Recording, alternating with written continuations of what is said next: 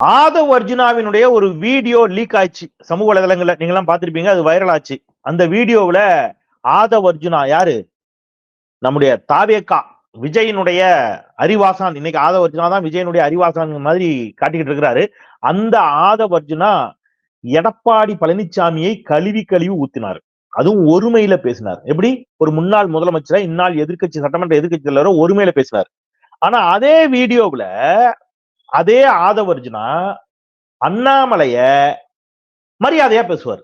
நீங்க அண்ணாமலையை பற்றி குறிப்பிடுகின்ற பொழுது அவர் இவர் என்று குறிப்பிடுகின்ற ஆதவ் அர்ஜுனா எடப்பாடி பழனிசாமியை பற்றி பேசுகின்ற பொழுது மட்டும் ஒருமையில் பேசுவார். இப்ப இது இதை விட கேவலம் என்ன தெரியுமா? இவர் பேசுனதை விட்டுருங்க. எடப்பாடி பழனிசாமி செய்தியாளர்கள் இதை பத்தி கேட்கிறாங்க. வழக்கம் போல ஈன்னு பல்ல கட்டுறாரு.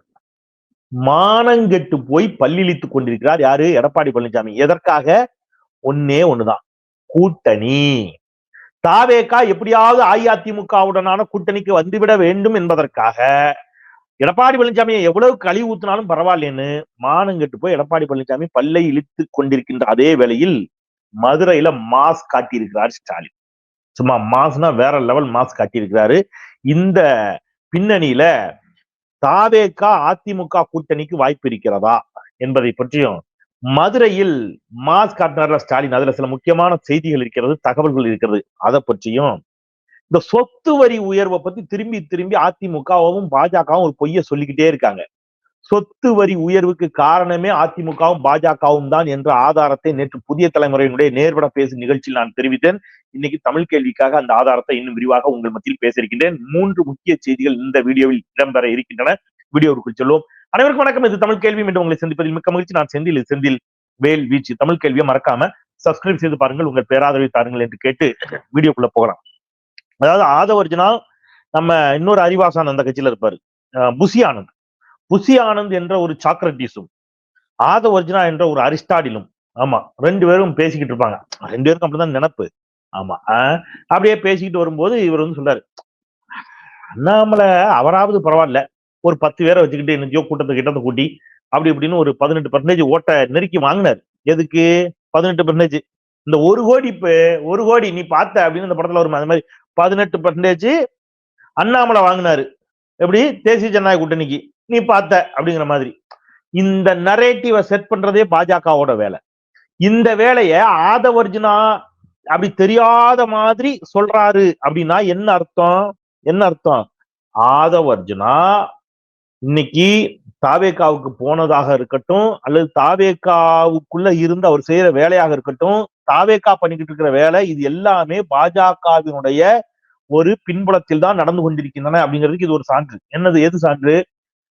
அண்ணாமலைய பாராட்டுறாரு, பாஜக சூப்பரா, எடப்பாடி பழனிசாமி ஒண்ணும் இல்லையா. இதுதான் பாஜகவும் எதிர்பார்க்கிறது. என்ன எதிர்பார்க்குது? 2 திராவிட கட்சியில ஒரு திராவிட கட்சியை பலவீனப்படுத்தணும். முதல்ல ஒரு திராவிட கட்சியை பலவீனப்படுத்திட்டு அந்த இடத்துக்கு பாஜக வரணும் என்பதுதான் பாஜகவுடைய முயற்சி. இப்ப யாரை பலவீனப்படுத்துறது? திமுக ஸ்ட்ராங்கா இருக்குது.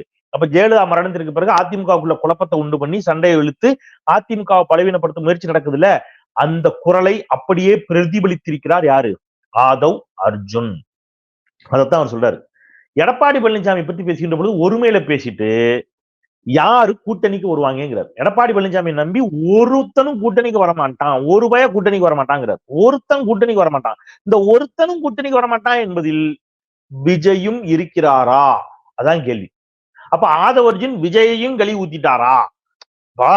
என்ன சொல்றாரு? நீங்க வந்து விஜயா இருக்கட்டும், நம்ம அவர் கட்சியில இன்னொரு ஒருத்தர் இருக்கிறார் மேதை, அவர் என்ன சிடிஆர் நிர்மல் குமார். அவர் என்ன சொன்னாரு? திமுகவோடும் பாஜகவோடும் மட்டும்தான் கூட்டணி கிடையாது அப்படின்னா அதிமுகவோட வாய்ப்பு இருக்குது. அதுக்கு அதான் அர்த்தம். ஆனா ஆதவ் அர்ஜுனா என்ன சொல்றாரு? எடப்பாடி பழனிசாமி நம்பி ஒருத்தனும் கூட்டணிக்கு வரமாட்டான், ஒரு பய வரமாட்டான் அப்படின்னா என்ன அர்த்தம்? விஜய் எடப்பாடி பழனிசாமி நம்பி கூட்டணிக்கு செல்ல தயாராக இல்லை என்று அர்த்தமா? அதுக்கு அதான் கேள்வி. ஆனா விஜய் எப்படியா தங்கூட கூட்டணிக்கு வரணுங்கிறதுக்காக இளவு காத்த கிளி போல யார் காத்துக்கிட்டு இருக்கா? எடப்பாடி பழனிசாமி காத்துக்கிட்டு இருக்காரு. நேற்று செய்தியாளர்கள் கேட்கிறாங்க, அதான் அவரே வருத்தம் தெரிவிச்சுட்டார, யாரு? ஆதவ் அர்ஜுனா வருத்தம் தெரிவிச்சுட்டாராம், அதனால முடிஞ்சிருச்சான். வருத்தம் தெரிவிப்பதற்கு முந்தைய நிமிடம் வரை அதிமுக இருந்து யாரும், ஏயா எங்க கட்சியோட பொதுச் செயலாளர், ஒரு முன்னாள் முதலமைச்சர், இந்நாள் சட்டமன்ற எதிர்க்கட்சி தலைவர், இவரை இப்படித்தான் ஆதவர்ஜுனா பேசுவாரான்னு சொல்லி ஒரு கண்டனம் கூட தெரிவிக்கவில்லை என்றால் என்ன அர்த்தம்? ஆதவர்ஜுனுக்கு பயந்தா இல்ல, அப்புறம் வேற எதுக்கு? பாஜகவிற்கு பயந்து. ஏன் பாஜகவிற்கு பயந்து? பாஜக எப்படியாவது விஜயையும் என்ன செஞ்சுட்டு வா, கூட்டணிக்குள்ள இழுத்துட்டு வான்னு எடப்பாடி பழனிசாமிக்கு சொல்லுது. விஜயும் கூட்டணிக்குள்ள வந்தாதான் எதையாவது கூட 2 சீட்டாவது தேரும்னு பாஜக நம்புது. நானும் நீ சேர்ந்து ஒன்னும் கலட்ட முடியாது, ஒரு தொகுதி கூட வெற்றி பெற முடியுமான்னு தெரியல, அவரையும் கூட்டுட்டு வா, ஏதாவது தேர்தான்னு பார்ப்போம்னு சொல்றாங்க. அதனால அவரை எதிர்த்து எதுவும் பேசிடாத, வாயை முடிட்டு உட்கார்ந்துரு. யாருக்கு? எடப்பாடி பழனிசாமிக்கு சொல்றாங்க. அவரை எதுவும் பேசக்கூடாது. நாங்களே விஜய் எதிர்த்து எதுவும் பேசல, நீங்க எதுக்கு பேசுறீங்க, அமைதியா இருங்கன்னு சொல்லியிருக்காங்க.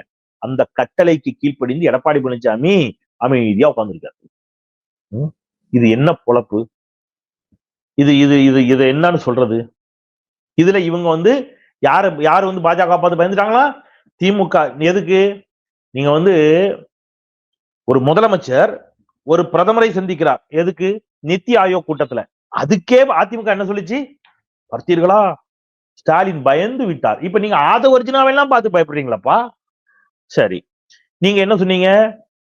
முதலமைச்சர் பாஜகவை கண்டு பயந்து விட்டார், எனவேதான் அவர் என்ன செஞ்சாரு, நேரா டெல்லிக்கு போனார். நீங்க ஆனா மதுரையில 27 தீர்மானம் போட்டிருக்காங்க.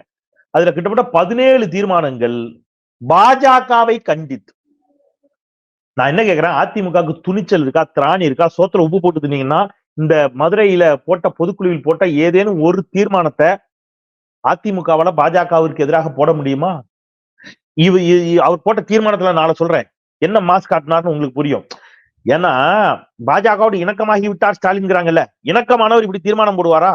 எதுக்கெல்லாம் கண்டனம்? தமிழ்நாட்டிற்கு நிதி தர மறுக்கும் ஒன்றிய அரசுக்கு கண்டனம்.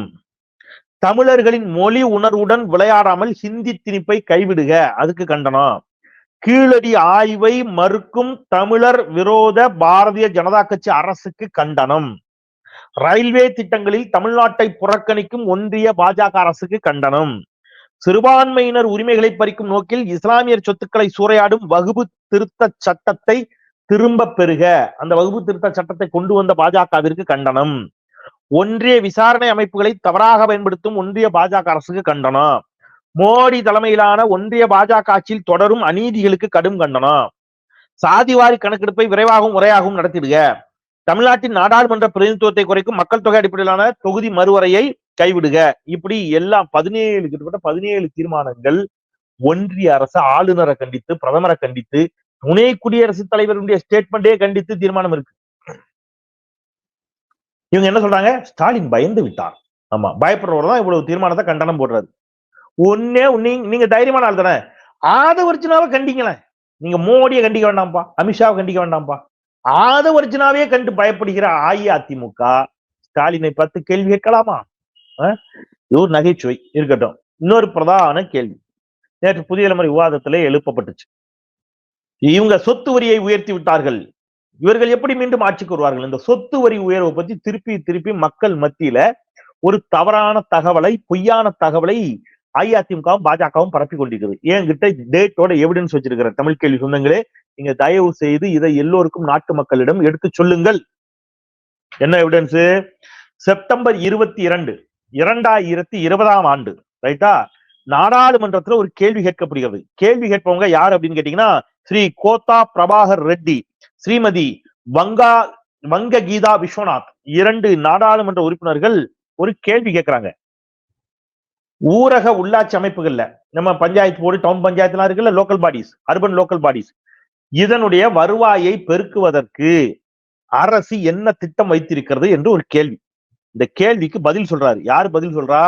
ஸ்ரீ ஹர்தீப் சிங் பூரி. இவர் யாருன்னா, the minister of state, independent charge, okay, of the minister of housing and urban affairs, right. இவர் பதில் சொல்றாரு. இந்த பதில் தான் ரொம்ப முக்கியமானது. அறிவார்ந்த தமிழ் கேள்வி சொந்தங்கள் இந்த இந்த குறிப்பா இந்த பகுதியை நிச்சயமா நீங்க பார்க்கணும், பார்த்து எல்லோருக்கும் பரப்பணும். ஏன்னா இதெல்லாம் இதுவரைக்கும் வெளியில் யாரும் வெளியிடாத ஆதாரங்கள், எந்த ஊடகங்களிலும் வராத ஆதாரங்களை தமிழ் கேள்வி சொந்தங்களுக்காக, தமிழ் சமூகத்திற்காக தமிழ் கேள்வி தேடி எடுத்து உங்கள் முன்னாடி வைக்கிறது. அவர் பதில் சொல்றாரு. என்ன சொல்றாரு, 15th ஃபினான்ஸ் கமிஷன் 15வது நிதிக்குழு ஒண்ணு போட்டாங்கல்ல, அது என்ன சொல்லுது அப்படின்னு சொல்றாரு. 15வது நிதிக்குழு தான் சொல்லுது சொத்து வரியை உயர்த்தணும்னு. அது அவரு அமைச்சர் அப்படியே நாடாளுமன்றத்துல சொல்றாரு. 15th ஃபினான்ஸ் கமிஷன் இன் இட்ஸ் ரிப்போர்ட், அதனுடைய அறிக்கையில for 2020-2021 has recommended that for urban local bodies to qualify, எதுக்கு தகுதி ஆகணும்னா, டு குவாலிஃபை தகுதி ஆகணும்னா, ஃபார் ஃபினான்ஸ் கமிஷன் கிராண்ட்ஸ், நீங்க நிதிக்குழுவினுடைய நிதியெல்லாம் பெறணும்னா, ஒன்றிய அரசு நமக்கு தர வேண்டிய நிதி இருக்குல்ல, கிராண்ட்ஸ், நிதி பங்கீடு, இதெல்லாம் பெறணும்னா finance commission grants from 2021-2022 onwards, 2021 2022 நிதியாண்டிலிருந்து ஒன்றிய அரசினுடைய நிதியை நீங்கள் பெற வேண்டும் என்று சொன்னால், states will have to notify floor rates for property tax and thereafter show consistent improvement in collection in tandem with the growth rate of GSDP. GSDP னா மாநில அரசுடைய மொத்த உள்நாட்டு உற்பத்தி, அதாவது own cross state domestic product. இந்த மொத்த உள்நாட்டு உற்பத்திக்கு ஏற்றவாறு நீங்க என்ன செய்யணும், சொத்து வரியை நீங்கள் மாற்றி அமைத்துக் கொண்டே வர வேண்டும் அப்படின்னு உறுதி அளித்திருக்கிறது. யாரு? ஒன்றிய அரசு இதை கட்டாயமாக்கிட்டாங்க. சரி சார், இதை நம்ம எதுவும் மாத்த முடியாதா? இது அதிமுக இருந்தா எதிர்க்குமா அப்படின்னு கேட்டா, அதிமுக தான் இதுல கையெழுத்தே போட்டுச்சு. 5 ஸ்டேட்ல இருந்து அமைச்சர்களை தேர்ந்தெடுத்து இதற்கு ஒரு ரிஃபார்ம் கமிட்டி, இந்த சொத்து வரியை எப்படி எப்படி உயர்த்தணும், எப்ப உயர்த்தணும்னு ஒரு ரிஃபார்ம் கமிட்டியை ஒண்ணு ஃபார்ம் பண்ணிச்சு ஒன்றிய அரசு. அந்த 5 ஸ்டேட்ல தமிழ்நாடு ஒண்ணு. தமிழ்நாட்டிலிருந்து அன்றைக்கு ஆட்சியாளராக இருந்த எடப்பாடி பழனிசாமியின் அமைச்சரவையில் இருந்த வேலுமணி, அமைச்சர் வேலுமணி இதுல கலந்துகிட்டார். ரைட்டா? அடுத்தது அதுக்கு நான் உங்களுக்கு வந்து எவிடன்ஸ் தர்றேன். அடாப்ஷன் ஆஃப் தீஸ் ரிஃபார்ம்ஸ், இன்னும் 2-3 ரிஃபார்ம்ஸ் சொன்னாங்க, நான் வந்து அதை கடந்து போறேன். அந்த ரிஃபார்ம்ஸ் தான் நீங்க கட்டாயம் உயர்த்தணுங்கிற reforms. Adoption of these reforms by the states will lead to increase in property tax collection, thereby increasing the revenue of the urban local bodies. In order to facilitate the implementation of reforms pertaining to property tax, Ministry of Housing and Urban Affairs has constituted, அதுக்குன்னு என்ன செய்றாங்க, ஒரு அமைப்பை ஒண்ணு நிறுவுறாங்க. Constituted a consultative group of urban development ministers on 29/5/2020, மே 29, 2020 இது நடக்குது. Under the chairmanship of Union Minister of State, Independent Charge, Housing and Urban Affairs, with, இதான் முக்கியமான வரி, with regional representation from Gujarat, Odisha, Punjab, Tamil Nadu, Tripura and Uttar Pradesh. இவர்களுடைய பங்களிப்போடு இவங்க எல்லாரும் சேர்ந்து ஒரு ரிஃபார்ம் கமிட்டி. இந்த ரிஃபார்ம் கமிட்டியில இத்தனை பேர் யாரெல்லாங்க? குஜராத், ஒடிசா, பஞ்சாப், தமிழ்நாடு, திரிபுரா அண்ட் உத்தரப்பிரதேஷ். இதுல தமிழ்நாட்டிலிருந்து கலந்து கொண்டவர் யார்? வேலுமணி போய் கையெழுத்து போட்டு வந்துட்டார். இப்போ அடுத்த கேள்வி வருது, ஏங்க கையெழுத்து போட்டா அப்படின்னா எடப்பாடி பழனிசாமி இருக்கும்போதே கையெழுத்து போட்டாருன்னா அப்பவே உயர்ந்திருக்கணும்லாங்க. அதிமுக காரங்க அப்படி ஒரு கேள்வி கேட்பாங்க. அப்பவே உயர்ந்திருக்கணும்ல. அதுக்கு விதிவிலக்கு கொடுத்து ஒன்றிய அரசு அந்த ஓராண்டுக்கு. அதையும் நான் வாசிக்கிறேன். 15th ஃபினான்ஸ் கமிஷனுடைய மொத்த அந்த அறிக்கையும் வாசிச்சேன். பக்கம் 6, பக்கம் 53, 2 இடத்துல தெளிவா சொல்றாங்க. என்ன சொல்றாங்கிறத பாருங்க. Rural local bodies are united. The remaining 50% would be tied as grants for sanitation and water supply, which are identified national priorities. For rural local bodies னா ஊரக உள்ளாட்சி அமைப்புகள், no conditions, எந்த கட்டாயமும் இல்ல, எப்ப have been prescribed for getting the grants, ஒன்றிய அரசினுடைய இந்த கிராண்ட்ஸ், இந்த நிதிகளை பெறுவதற்கு in 2020-2021 2020-2021 நிதியாண்டிற்கான கிராண்ட்ஸை பெறுவதற்கு no condition. However, from 2021-2022 onwards, 2021-2022 the entry level conditions for rural local bodies getting these grants. இந்த நிதிகளை பெறுவதற்கு is the timely submission of audited accounts.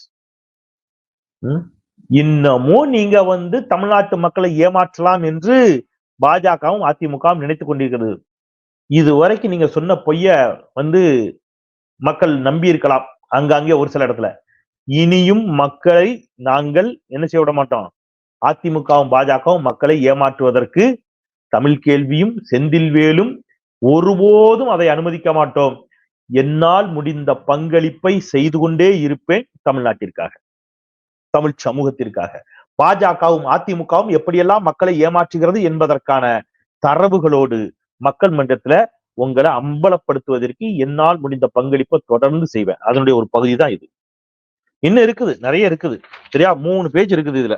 Tamil சமூக மக்களும் தமிழ்நாட்டு மக்களும் அறிவார்ந்த சமூகம் பாஜகவும் அதிமுகவும் எப்படியெல்லாம் நம்மை ஏமாற்றுகிறது என்பதை புரிந்து கொண்டு அவர்களை புறக்கணிப்போம், தள்ளி வைப்போம் என்று சொல்லி மீண்டும் ஒரு முறை தமிழ் கேள்வி சப்ஸ்கிரைப் செய்து பாருங்கள், உங்கள் பேராதரவை தாருங்கள் என்று கேட்டு விடைபெறுகின்றேன். குரலற்றவர்களின் குரலாய் நான் செந்தில். நன்றி.